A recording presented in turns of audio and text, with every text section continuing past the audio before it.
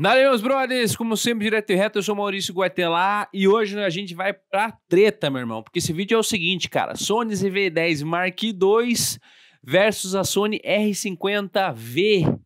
7 dicas para você decidir a que mais faz sentido para você e a gente vai discutir nesse vídeo qual delas é a melhor. Então, sempre direto e reto, né, cara? Porque assim, já adianto pra você, cara, a decisão certa, ela pode salvar ainda teu tempo, teu dinheiro e principalmente elevar o nível do teu conteúdo. Então fica comigo até o final do vídeo, que eu vou mostrar pra você qual delas é melhor pra criador, pra quem faz vídeo, comparativo bem honesto sobre as duas, né? E técnico, obviamente, baseado em dados reais. Leve em consideração que esse vídeo aqui também é muito voltado para minha opinião, o que eu acho. Então eu sempre deixo isso muito claro para vocês, que é um vídeo de opinião, comparativo, mas um vídeo também de opinião. Antes que o chatão veio perguntar, mas você fez o comparativo das suas câmeras? Cadê a imagem das duas? A gente obviamente está se utilizando da tabela técnica, né, de configurações, de informações técnicas para a gente poder discutir qual que é melhor e fazer esse comparativo para vocês. Então, sem mais delongas, vamos direto para o vídeo. Aqui a gente tem um comparativo rápido que eu vou trazer para vocês das duas, um bate-bola aqui sobre essas duas câmeras e depois eu vou dar para vocês 7 pontos, 7 dicas aqui e a gente vai discutir sobre o que cada uma entrega mais. Vamos que vamos. Primeira coisa é o sensor. Ó. A Sony ZV-10 tem um sensor de 26 megapixels, um sensor APS-C cropado, DSI CMOS. Já que no R50V, inclusive, que é uma câmera super recente, né? Recém-lançada, a câmera voltada mais para vlog. E é uma câmera que, ao meu ver, já supera a R50 e até a R10, mas vamos para o vídeo. Que no R50V tem também um sensor APS-C, porém um sensor de 24 megapixels CMOS, tá? Processador, a Sony ZV-10 Mark II tem um processador que é o Bions XR, enquanto a Canon tem um processador que é o Digic X. Vamos lá, para vídeo. A Sony ZV-10 faz 60 frames a 10 bits, uma taxa de amostragem de 422 e faz o oversampling de 5.6K. Já a Sony R50V faz um 4K oversampling de 6K para 4K 30 frames sem crop e nos 60 frames por segundo ela faz apenas com crop. Ela dá uma cropada bem relevante aí para você entender. Então, nesse aspecto, de cara, a Sony ZV-10 Mark II sai ganhando um pouquinho. As duas fazem um slow motion em Full HD até 120 frames.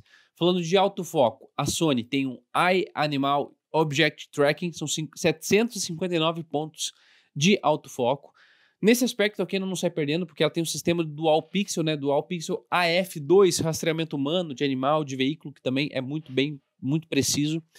Vale lembrar, cara, eu acho que a grande diferença, eu já vou abrir um arco aqui para vocês, que a principal diferença e por que, ao meu ver, eu já vou dar um disclaimer também, a Sony sai em vantagem, porque a Sony tem uma infinidade de lentes que você pode usar para a Sony. Já a Canon, cara, recém-lançada, ela tem poucas lentes. Há pouco caiu a patente, na verdade a patente foi negociada, né? Então a Sigma, por exemplo, está fazendo algumas lentes para câmeras como essa da Canon, porque não tem quase lente disponível. Então, para você desfrutar desse autofoco de fato bom, que a Canon e a Sony tem, você precisa de lentes boas, né? A Sony tem uma porrada de lente interessante e bem acessível para você utilizar nela. Bora lá. Estabilização de vídeo. A Sony tem a Digital Active Mode, né? E a Canon tem o via AES de lentes da Canon, ou seja, ela só tem estabilização via imagem stabilizer das lentes da Canon, então ela não consegue fazer uma estabilização interna.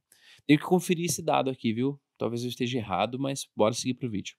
Tempo de gravação, na Sony a gente tem um tempo ilimitado de gravação e já na Canon nós temos um tempo limitado de 30 minutos, tá? Vamos já pro preço, vamos falar do preço. A Sony é basicamente, cara, $300, $350 mais cara do que a Canon R50V. Então, nesse aspecto, se você, de repente, dispensa um 4K 60 frames que cropa, se você quer uma câmera mais acessível, a Canon R50V vai ser mais acessível. Vou abrir uma outra discussão, um outro arco aqui para vocês. Em questão de preço, a Canon R50V tem um preço muito similar do que a Sony ZV-10 Mark I. Né? Então, a Sony ZV-10 Mark II é uma atualização dela. Bora para a dica número 1, sensor e qualidade de foto. A Sony tem 26 megapixels, tem mais alcance dinâmico e tem uma melhor performance em baixa luz. Já a Canon tem 24 megapixels, um sensor CMOS, excelente equilíbrio de cor e textura. A Canon acaba tendo uma cor um pouco mais interessante quando a gente fala de pele, comparando aí com a Sony. Então assim, o empate técnico, né, uma leve vantagem para a Sony em cenas mais escuras. Dica número 2, ponto número 2, vídeo e processamento. A Sony faz 4K 60 frames a 10 bits, full frame. Aliás, full frame não, né? Ela faz 4K 60 frames a 10 bits sem crop, que é ideal para você fazer um slow motion, para fazer um color grading depois, né? Já a Canon faz um oversampling de 6K para 4K até 30 frames sem cropar, mas se você quiser gravar 4K 60 frames, ela vai ter um crop bem acentuado, mesmo já tendo um sensor cropado de 1.56 vezes. Então, ao meu ver, a Sony ganha em versatilidade de vídeo, a Canon entrega mais qualidade, entrega assim uma qualidade um pouco mais padrão de conteúdo, as cores são talvez um pouco mais interessantes. Dica número 3, autofoco, né, autofoco e tracking, ou seja, a Sony tem 759 pontos, excelente para uma variedade de temas como animais e objetos. A Canon tem o Dual Pixel, como eu falei, cobre veículos, humanos e animais. Olha assim, vamos falar dessa questão. Eu acho que ambas elas têm muita qualidade quando a gente fala de autofoco, tá? Mas a Sony acaba tendo um autofoco um pouquinho mais preciso. Então, falando de questão de autofoco e o tracking, as duas são equivalentes, mas de novo, eu acho que a Canon, ela é tão capaz quanto a Sony no autofoco, mas eu acho que a possibilidade de ter mais lentes para a Sony faz com que ela tenha um autofoco mais preciso. Então, eu daria uma leve vantagem para Sony. Eu acho que eu falei o contrário, tá? Então vamos lá, vou recapitular isso aqui. Acho que a Sony tem uma leve vantagem quando a gente fala de autofoco, porque ela tem mais lentes disponíveis para utilizar nessa câmera, então acho que isso faz diferença. Bom, se você está vendo esse comparativo, né, porque você tem interesse de fato na fotografia, você sabe quanto que um detalhe técnico faz a diferença na fotografia e também no audiovisual. Então, se você quer aprender fotografia, eu tenho um curso que é foto do básico até o profissional e ainda tem um curso de edição que é edição com alma e com propósito. E se você quiser saber tudo sobre câmera, sobre audiovisual, sobre fotografia, se inscreva aqui no canal, mas não deixe de conferir a proposta do meu curso lá embaixo. Eu tenho certeza que você vai aprender muito, né, a viver do sonho de fato com muita propriedade. Então o link está aqui na descrição, não deixe de conferir a proposta, mas bora pro vídeo que a gente tem ainda bastante coisa para debater. Ponto número 4, estabilização. Tanto se você quer vlogar ou quer fazer câmera na mão, a Sony ela tem uma estabilização digital ativa e ela é muito interessante para você utilizar no gimbal, né, já que não tem estabilização via lente, então exige que a lente tenha uma estabilização integrada. Eu acho que, de novo, nesse ponto, a gente tem um certo empate, tá? Porque essa estabilização digital da Sony não me agrada muito. Então, eu acho que, em questão de estabilização, as duas acabam empatando, tá? Vou ser muito honesto aqui para vocês nesse ponto. Ponto número 5, que é o tempo de gravação. Nesse caso, a Sony tem uma vantagem, porque ela grava por tempo ilimitado. Se você quer fazer, de repente, videoaulas, transmissões de live, né? Alguma coisa assim. Já a Canon, ela limita 30 minutos, então de repente você pode ter um problema em gravações externas se você quer gravar por muito tempo. Então, nesse aspecto, a Sony sai ganhando. Ponto número 6, usabilidade e interface. Nisso, cara, a Canon sai ganhando, cara. Porque o menu da Sony, embora ele seja customizável, ele tenha mais função, mas a curva de aprendizado é muito maior. O menu da Sony, mesmo sendo um menu atualizado, é mais complexo do que o menu da Canon. Eu acho a Canon uma câmera muito mais intuitiva, então se você é um iniciante, eu acho que o menu da Canon, a usabilidade, a interface da Canon acaba sendo muito mais fácil do que da Sony, fechou? Então nesse ponto, usabilidade e interface, ao meu ver, a Canon sai ganhando. Falando que o ponto 7, né, que de fato é o preço versus o custo-benefício, como eu falei, a Sony custa praticamente $1.000, enquanto a Canon custa 650, $700 sem a lente do kit. Então vamos lá. A Canon tem vantagem quando a gente fala de preço, né? Ela é mais acessível. Porém, eu acho a ZV-10 um pouco mais capaz do que ela.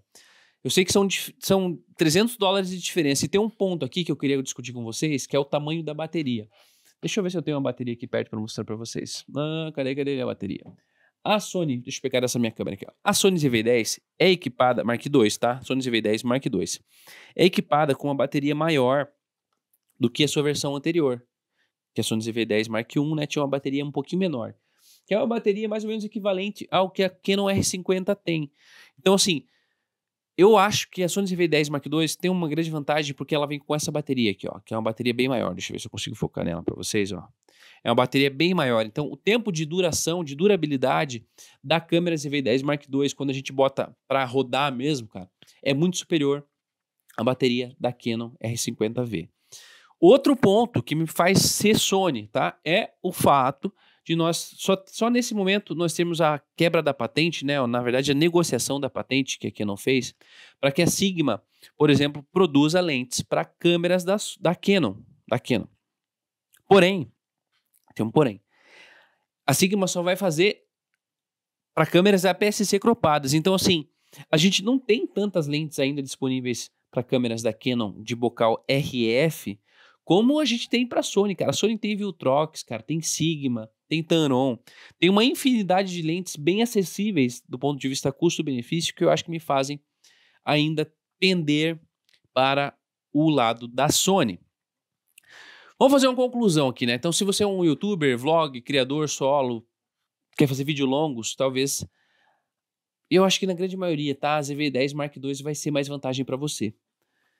Agora, se para você, cara, não faz tanta diferença, ou se você já é do setup Canon, você já tem lentes Canon, talvez a Canon seja mais vantagem. Por quê? Você pode, através de adaptador, utilizar nessa câmera da Canon as lentes EF da Canon, as lentes antigas da Canon, que também são acessíveis, são lentes excelentes. Então, se você talvez tenha um valor mais limitado de valor, né, um custo mais baixo, aí que você pretende gastar, talvez esses $300 de diferença façam $300 de diferença façam sentido para você, mas do contrário, eu acho que essa câmera, ela é uma concorrente da ZV-10 Mark I, tá? Mas eu acho que a ZV-10 Mark II ainda sai na frente dela. Mais uma vez, eu sou o Maurício Guartelá, mais um dia, mais um dólar. Se você gostou desse vídeo, não deixe de se inscrever no canal, manda esse vídeo pro teu brother que tá na dúvida entre comprar a Sony ou comprar a Canon. Espero que ele tenha te ajudado de alguma forma. Comenta aqui embaixo qual delas você compraria e até a próxima. É nóis!